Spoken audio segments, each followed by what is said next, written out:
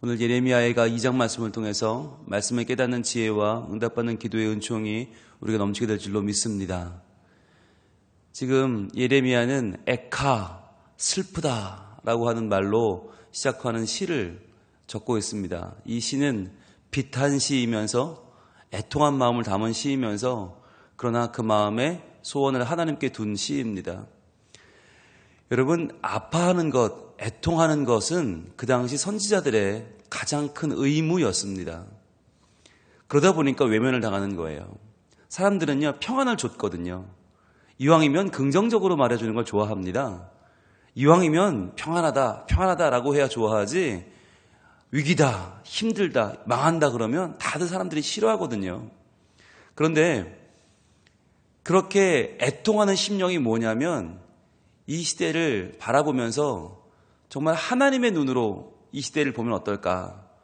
우리가 적당히 대충 우리 식으로 우리 수준에서 보는 게 아니라 정말 거룩하신 하나님의 시각으로 보면 이 땅을 지으신 참 주인의 눈으로 보면 어떨까라고 하는 걸 바라보면 애통할 수밖에 없는 거예요.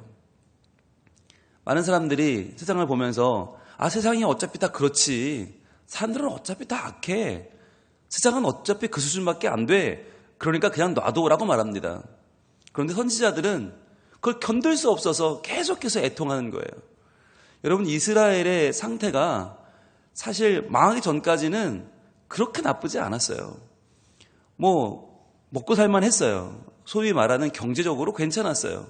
그리고 국제 정세에서 줄을 잘 탔어요. 때로는 애굽에 붙었다가 때로는 아수르에 붙었다가 또 바벨론에 붙기도 하고 괜찮았어요. 그러니까 왕들이 봐도 그렇고 신하들이 봐도 그렇고 백성들이 봐도 그렇고 아니 지금 괜찮은데 선지자는 왜 저렇게 맨날 울고불고 맨날 저렇게 안 된다고 말하고 망한다고 말하고 죽는다고 말하고 정말 난 저 사람 보면 정말 밥맛이 떨어져서 안 되겠어.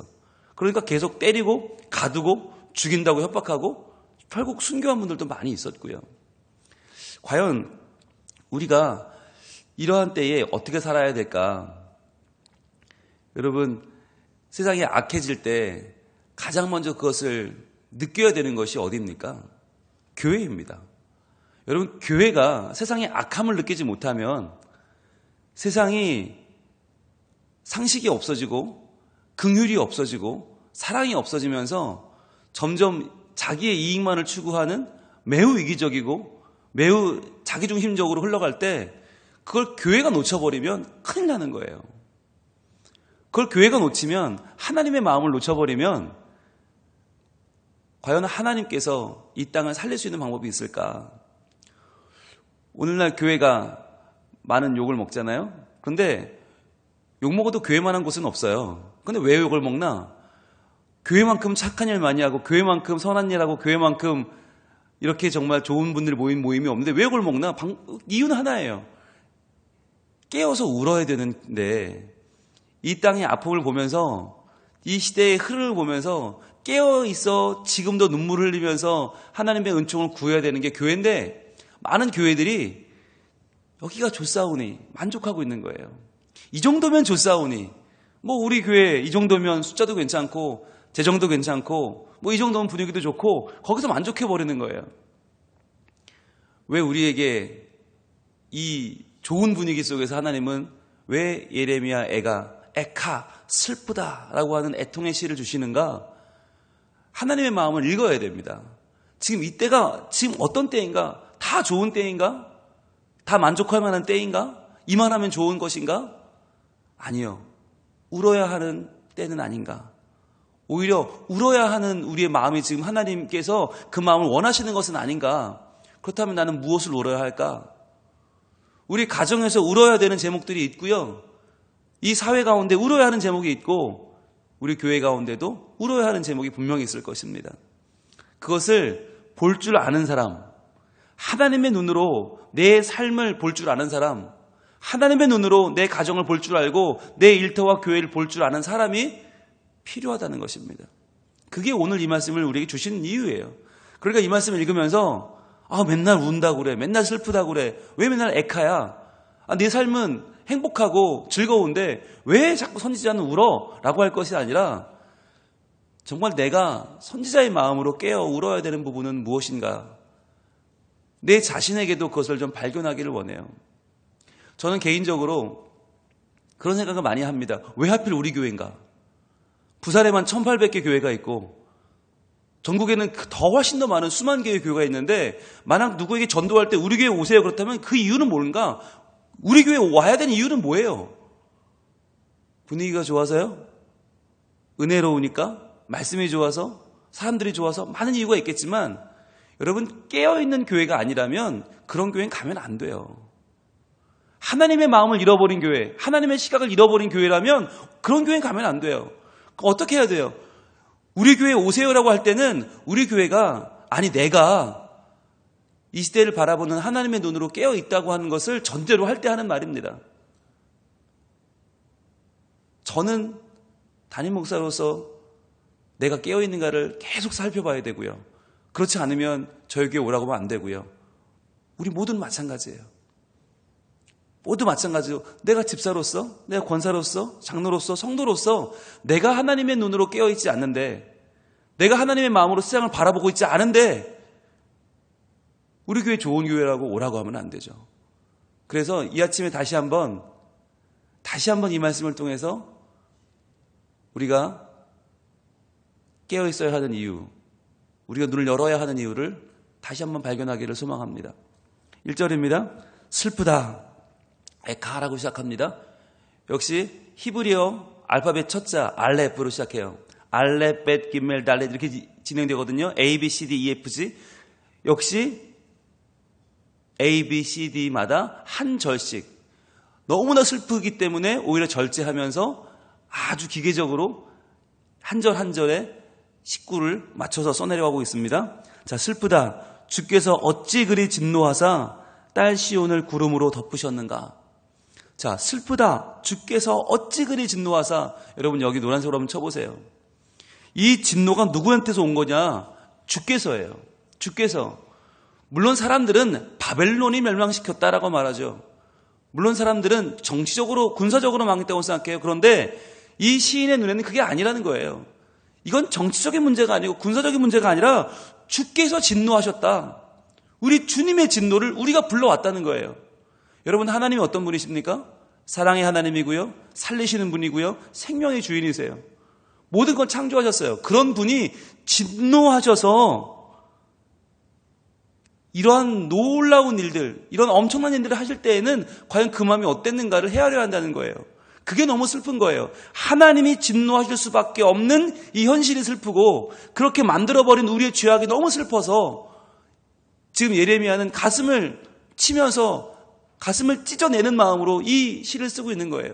슬프다. 주께서 어찌 그리 진노하사 딸 시온을 구름으로 덮으셨는가. 딸 시온, 여러분 시온을 얘기할 때 이스라엘 백성을 얘기할 때 왜 아들이라고 하는 거 딸이라고 하는지 아세요? 딸이 훨씬 귀해요. 딸이 훨씬 짠해요. 왜냐하면 아들은 멀쩡할 때나 넘어지거나 아프거나 좀 상하거나 별 차이가 없어요. 아들은 그러다가 말겠지 이래요. 딸은요. 딸이 넘어지고 아프고 다치고 상하면 이건 부모님 마음이 너무 아프잖아요. 마치 그런 마음을 지금 이야기하는 겁니다. 시온이 멀쩡할 때는 아들인지 딸인지 관심 없어요. 그런데 멸망하고 망하고 상할 때는 훨씬 부모의 마음이 아픈 거예요. 그래서 딸이라고 하는 거예요. 딸 시온을 구름으로 덮었다. 여기서 말하는 구름은 구약에서 여기에만 나옵니다. 여기에만 나오는 단어인데 이 구름은 그냥 우리가 구름에 달가듯이 이런 구름이 아니고요. 아이고 비지 오겠네 이런 구름이 아니라 완전히 빽빽하게 하늘을 다 가려버리는 구름이에요. 한 점의 햇빛도 들어오지 못하게 완전히 암막 처리해버리는 구름, 하늘을 볼 수 없도록 막아버리는 구름이에요. 그래서 마치 하늘이 없어진 것처럼 마치 하나님이 안 계신 것처럼 그렇게 막막하게 만들어버리는 구름이 지금 완전한 먹구름이 하늘을 덮었는데 그걸 누가 했나? 하나님이 했다는 거예요. 왜? 진노하셔서. 이스라엘의 아름다움을 하늘에서 땅에 던지셨으며, 자, 하늘에서 땅으로 던졌다. 이것은 하나님께서 사랑하시며 하나님의 마음에 두셨던 하나님의 마음에 있던 그 이스라엘이 지금 어떻게 해요? 땅으로 처박혀버린 것입니다. 옛날에 저희 때는 아주 못생긴 여자분들을 가리켜서, 남자분도 마찬가지지만 굉장히 좀 비하하는 표현으로 옥떨매라는 표현이 있었습니다. 옥상에서 떨어진 매주. 네. 근데 매주도 못생겼는데 옥상에서 떨어졌으니 얼마나 밉겠어요. 근데 이게 지금 그런 말이에요. 하늘에서 땅에 던져버렸다는 말은 뭐냐면 필요 없다는 거예요. 내가 필요 없다. 나는 버리겠다. 깨뜨려 버리겠다는 말이에요. 너무너무 심한 말이죠. 사람한테 쓰면 안 되는 말이죠. 근데 그런 표현을 지금 이스라엘에게 쓰고 있는 거예요. 하늘에서 땅에 던져버렸다. 그의 진노의 날에, 자, 노란색들을 표시해 보세요. 그의 진노의 날에. 이 날은 이스라엘이 멸망한 날이 아니고요. 나라의 국치일이 아니고요. 이건 외교가 깨진 날이 아니고 그의 진노의 날이라는 거예요. 하나님이 약속하신 날, 하나님이 온다 했던 바로 그 날이 와버린 것입니다. 이 날은 하나님이 계획하신 것입니다. 이 날은 하나님의 말씀이 이루어지는 날입니다. 그 날, 심판의 날이 온 것입니다. 이스라엘에게 하나님이 그렇게 오지 않도록 하라고 했던 진노의 날이 온 것이죠. 그날에 그의 발판을 기억하지 아니하셨도다. 그의 발판이 뭡니까? 발판. 옛날 성경에는 발등상이라고 했거든요. 발을 얹어놓는 판인데, 이 발등상이란 말이, 하나님의 발등상이란 말이 성경에서 대부분 어떻게 쓰이냐면 언약궤입니다. 하나님의 언약궤를 말할 때 하나님의 발등상이다라고 표현해요. 하나님이 그 언약궤 위에 임재하셔서 그 위에 발을 얹어놓고 계시다는 거예요. 그런데 그 발판을 기억하지 않았다는 말은 뭡니까? 언약궤를 하나님 버렸다는 말이에요. 언약궤를 버렸다는 말은 뭐예요? 성전을 버렸다는 말이고, 성전을 버렸다는 말은 더 이상 예배를 받지 않겠다는 말이에요. 여러분, 진노의 날이 왜 진노의 날입니까? 먹을 것이 없어서요? 살기가 막막해서요? 아니요. 하나님이 예배를 받지 않으시기 때문에, 하나님이 더 이상 우리를 외면하시기 때문에 그것이 진노의 날이 되는 것입니다. 여러분, 그래서요, 진노의 날은요, 뜻밖의 너무 멀쩡하게 올 수 있어요. 사업이 잘 돼서 나 주일날 교회를 못 가겠네? 우리 아기가 너무 이뻐서 나 얘 때문에 교회 못 가겠네? 나 날씨가 너무 좋아서 오늘은 교회 못 가겠네? 여러분, 그날은 진노의 날입니다. 예배를 드리지 못하는, 예배를 드릴 수 없게 하는 날, 예배를 드리기 싫은 날, 예배에서 내 마음이 떠나는 날은요, 진노의 날입니다. 많은 분들이 진노의 날을 겪어도 온 줄을 모릅니다. 왜요? 너무 멀쩡하거든요. 모든 면이 너무 괜찮은 거예요. 다 잘 되는 것 같은 거예요. 그러나 예배를 떠나게 하는 그날이 진노의 날임을 알아야 합니다. 하나님의 그 발등상을 기억하지 않으시는 날이 우리에게도 올 것입니다.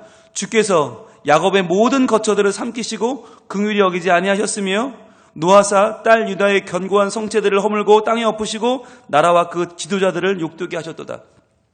이 2절에는 세 가지 분야가 나오는데, 먼저 모든 거처가 나오죠.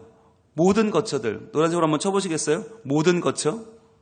자, 모든 거처를 삼키셨다라고 하면 여기서 말하는 모든 거처는 들판을 말합니다. 목장입니다. 초장입니다. 여기에는 양들을 먹이는 장소입니다. 이 양들을 먹이는 야외의 농지들, 이 목초지들이 삼켜졌다는 것은 뭐냐? 이제 생산할 수 있는 능력이 없어진 겁니다. 이제는 양을 먹을 수도 없고요. 젖을 딸 수도 없고요. 이제는 밀가루로 빵을 만들 수도 없습니다. 모든 거처들, 농장들이 다 지금 삼켜져 버렸어요. 그 다음에 노아사 딸 유다의 견고한 성체들을 허물어 땅에 엎으셨다. 견고한 성체들 노란색 쳐보세요. 이건 아까 말한 첫 번째 모든 거처가 외부였다면 견고한 성체는 내부입니다. 성체가 무너지면 뭐가 안 되죠? 지킬 수가 없어요. 보호가 안 돼요. 보존이 안 되는 거예요. 그래서 모든 거처가 무너지면 외부에 있는 생산 요소가 다 무너지는 거고, 견고한 성체들을 엎으시면 이제 내부에 보호받고 보존할 수 있는 것들이 다 무너져 버리는 거예요. 그런데 여기까지도 괜찮아요. 아직까지 외부가 무너지고 내부가 무너져도 살 수 있는 길이 있어요. 근데 마지막까지 무너뜨리세요. 그게 나라와 그 지도자들을 욕되게 하셨도다 이거예요. 나라와 지도자들이 무너져요. 노란색으로 펴보세요. 나라와 지도자들. 그러면요, 이제는 미래가 없어지는 거예요. 완전히 망하는 거예요. 하나님은 세 단계로 생산 라인을 삼키시고 보존할 수 있는 내부를 엎으시고 그리고 그 나라의 미래를 욕되게 하셨다. 이게 나라가 망하는 길입니다. 이게 나라가 망하는 신호예요. 첫 번째로는 경제가 어려워지죠. 외교가 어려워집니다. 그러더니 내부가 망하기 시작합니다. 내부적으로 악이 팽배하고 부정이 판을 치고 서로가 신뢰할 수 없는 시대가 오죠. 그리고는 마지막으로 미래가 사라집니다. 기대할 수 있는 리더십들이 다 무너져 버리는 거죠. 그러면 그 나라가 망하는 거예요. 그런데 이 망하는 단계, 세 단계를 주님이 2절에서 완전히 행하셨어요. 그렇게 완전히 망하게 하셨어요. 그러면서 3절에서는 이 나라의 정말 마지막까지 끝까지 희망이 없어지는 장면이 나오는데 그것이 바로 맹렬한 진노로 이스라엘의 모든 뿔을 자르셨다라고 하는 말이 나오죠. 뿔이 뭐냐? 영광입니다. 영광. 영광이고 힘입니다. 힘과 능력을 상징하는 게 뿔입니다. 그런데 그 뿔을, 모든 뿔을 잘라버렸어요. 누가? 하나님이. 원수 앞에서 그의 오른손을 뒤로 거두어 들이시고 원수 앞에서는 손을 이렇게 뒤로, 능력의 손을 뒤로 하셔서 원수에게는 아무것도 안 하시는데 이스라엘의 모든 뿔을 잘라버리셨고 이제는 맹렬한 불이 일어나서 사방으로 불사름같이 야곱을 불살랐도다. 이것이 그날에 바벨론에게 멸망당할 때의 현실이죠. 온통 불이, 온통 하나님의 멸망하는 손이 일어나서 그 나라를 무너뜨려 버렸죠. 자, 여러분 이것이 실제로 벌어졌다는 거예요. 여러분 이게 중요해요. 실제로 벌어졌어요. 그 전에 예레미야가 이렇게 된다, 올 거다 할 때는 아무도 듣지 않았어요. 에이 설마. 우리는 하나님의 백성인데 여기는 예루살렘 성전에 있는 나라인데 어떻게 여기가 망해? 아무도 듣지 않았어요. 그런데 그날이 와버렸다. 이게 뭘 상징합니까? 여러분 하나님 말씀은요 1.1획도 허투루 볼 것이 없는 거예요. 그냥 내 마음에 드는 말씀만 쏙쏙 뽑아가지고 나에게 복 주시는 분, 나를 이쁘게 보시는 분, 하나님 굉장히 좋으신 분 볼 게 아니라 모든 말씀을 있는 그대로 볼 필요가 있어요. 그래서 하루 한 장이 중요한 거예요. 왜 이 말씀을 하나하나 지금 다 일일이 보고 있는가? 때로는 불편해도, 때로는 힘들어도, 때로는 그냥 넘어가고 싶어도 그 말씀을 우리가 받아야 되는 이유가 뭔가? 하나님 말씀은 그대로 이루어지기 때문이에요. 17절 한번 봅니다. 오늘 말씀 17절. 왜 이런 일이 벌어졌는가? 이렇게 단정해서 말씀하십니다. 같이 읽습니다. 17절. 여호와께서 이미 정하신 일을 행하시고 옛날에 명령하신 말씀을 다 이루셨으며. 자, 노란색으로 표시해 보세요. 왜 이런 일이 벌어졌나? 여호와께서 이미 정하신 일을 행하셨다. 이미 이거 다 정하신 일이란 말이에요. 그리고 옛날에 명령하신 말씀을 다 이루신 것이다. 이걸 최근에 말씀하신 게 아니에요. 옛날부터 하나님 말씀 순종하면서 산다. 불순종하면 죽는다. 너희들 계속 이렇게 하다가는 언젠가는 정말 예배가 끊어진다. 하나님의 사랑을 받지 못하고 멸망한 날이 온다. 계속 말씀하셨단 말이에요. 그것을 하나님은 이루신다. 여러분 왜 그날이 꼭 와야 됩니까? 왜 이루어져야만 됩니까? 그래야만 하나님은 신실한 분이 되시기 때문이에요. 여러분 하나님을 시답잖은 분 만드시면 안 됩니다. 하나님은 시원찮은 분 만드시면 안 됩니다. 아무리 하나님이 말씀을 주셔도 너희 똑바로 살아야 돼. 안 그럼 망해. 아무리 주셔도 에이 설마 그러겠어? 사랑하는 하나님이 나한테 그러시겠어? 라고 하는 순간 하나님은 시덥잖은 분 만드는 거예요. 하나님은 실없는 분 만드는 거예요. 그런데 정말 신실하신 하나님은 어떤 분이냐? 하신 말씀을 이루시는 그날이 반드시 온다. 그러지 않으면 그분 어떻게 믿겠어요, 우리가? 어떻게 그분을 따라가겠어요? 하신 말씀을 이루신다. 그렇기 때문에 우리가 어떻게 해야 되는가? 18절입니다. 그들의 마음이 주를 향하여 부르짖기를. 자, 노란색 뜨시고 그들의 마음이 주를 향하여 부르짖기를. 자, 이제 늦었지만 이제라도 마음을 돌이켜야 되는 거예요. 이제라도 마음을 돌이켜서 주를 향하여 부르짖기를 시작해야 되죠. 딸 시온의 성벽아 너는 밤낮으로 눈물을 강처럼 흘릴지어다. 스스로 쉬지 말고 내 눈동자를 쉬게 하지 말지어다. 계속해서 눈물을 흘리라는 거예요. 누가? 이스라엘이. 늦어버렸지만 그러나 이제라도 그 마음에 주를 향하여 눈물을 흘려라. 그러면서 19절입니다. 초저녁에 일어나 부르짖을지어다. 내 마음을 주의 얼굴 앞에 물 쏟듯 할지어다. 각 길 어귀에서 주려 기진한 내 어린 자녀들의 생명을 위하여 주를 향하여 손을 들지어다 하였도다. 여러분, 초저녁에 일어나 부르짖을지어다, 이게 무슨 말이냐면 이스라엘 나라는요, 하루가 시작되는 때가 초저녁이에요. 저녁부터 하루가 시작돼요. 그러니까 하루의 첫 시간에 기도하라는 말이에요. 하루의 첫 시간, 가장 중요한 그 시간에 깨어서 기도해라. 여러분, 이게 오늘날 우리로 말하면 어느 시간이에요? 새벽 기도입니다. 새벽 기도에 하루를 여는 이 시간 기도하라는 거예요. 깨어서 기도하라. 모든 것이 끝나버린 것 같지, 모든 게 사라진 것 같지, 아니, 그렇지 않았어. 아직 기도할 수 있잖아. 기도할 수 있는데 왜 망했다고 하느냐? 아직 소망은 있다. 초저녁에 일어나서 부르짖을지어다. 이 새벽에 기도하라. 몰려 내 마음을 주의 얼굴 앞에 물 쏟듯 할지어다. 그 마음을 다 쏟아놓고 기도하라는 거예요. 누구를 위해서? 각 길 어귀에서 주려 기진한 내 어린 자녀들의 생명을 위하여. 미래가 없어지고 나라가 이제는 더 이상 소망이 없을 것 같은 이때에 아직 남은 소망이 뭐예요? 길마다 쓰러져서 기진해 있는 저 어린 자녀들의 생명을 위해서 기도하라는 거예요. 저들에게 미래가 있다는 것입니다. 이미 나라를 망하게 한 어른들에게 희망이 있는 게 아니고 죄 없는 어린 것들, 저 어린 생명들, 저들에게 미래가 있으니 저들의 생명을 위하여 뭘 하라고요? 주를 향하여 손을 들지어다 하였도다. 여러분, 이것이 교회가 할 일입니다. 여러분, 교회는 건물이 아니에요. 건물이 멀쩡하다고 교회가 살아있는 게 아니에요. 교회 안에 새벽마다 나와서 부르짖어 기도하는 영혼들이 없으면 그 교회는 망한 것입니다. 하루를 시작하는 이때에 오늘 하루를 주께 온전히 맡기면서, 하나님, 어제까지 저는 죄인이었고 연약했고 부족했지만 그러나 이 시간 주님 앞에 말씀을 받고 이 새벽을 깨우며 기도하겠사오니 하나님이여, 우리의 어린 영혼들을 살려주옵소서. 우리에게 소망을 주옵소서. 우리가 이렇게 망할 수 없겠습니다. 하나님, 신실하신 주의 말씀은 이루어질 줄로 믿사오니 반드시 그날이 올 텐데 주의 그 진노의 날에 우리가 소망을 품고 구원 얻는 백성이 되게 하여 주시옵소서. 깨어 기도하는 자마다 하나님께서 들으시고 응답하실 줄로 믿습니다. 물처럼 우리의 마음을 쏟고 손을 들어 기도하는 자마다 하나님께서 이 시간 보실 것입니다. 그리고 그렇게 살아있는 교회에 하나님이 임재하시고 예배를 받아주시고 하나님이 우리의 앞길을 여실 것입니다. 오늘도 우리 모두가 교회입니다. 내가 교회입니다.